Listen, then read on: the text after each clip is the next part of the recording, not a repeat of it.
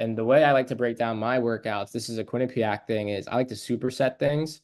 Okay. So, for instance, taking, a leg exercise, maybe I'm doing that for 10 reps. And then right after that, I'm going straight to a shoulder press exercise for 10 reps. Maybe right after that, I'm doing a minute plank. And then I'll just go through that maybe 3 or 4 times, high pace.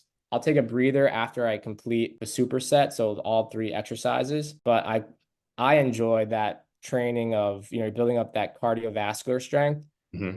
and interval training is great to increase that. But with that being said, yeah, on days that are predicated more towards legs, like front squats are great, but also the iso leg stuff, like single leg squats. There's a lot that goes into these things. Even like the prep work before, like I don't really start lifting a weight until at least like probably 20 minutes, while I'm at the gym, like 20 minutes after. Since I've like walked in, a lot of it is like full, I'm a big fan of foam rolling before we even start working out, really just loosening soft tissue work, all the muscles, and some sort of stretching, but also activation. So like holding these deep stretches for a while, long duration of time. And we're not just holding our stretches, we're focusing on our breath, our inhales and our exhales.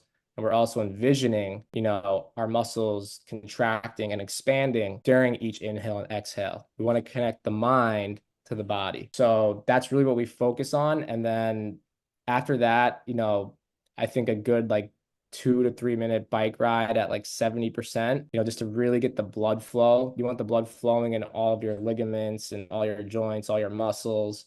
And they say, when you start with your legs, it kind of filters through the whole body, and like your whole body is like activated, neurologically, etc. So yeah, I'd say for the overlap mainly is like a lot of the hockey stuff, you're strengthening your groins, you're strengthening your glutes, your hips. And for pickleball, all that stuff is really important as well. It's going to be tough to go on the court if you have tight hips or weak groins, that you could lead to injury or decrease in performance, all different cons to it.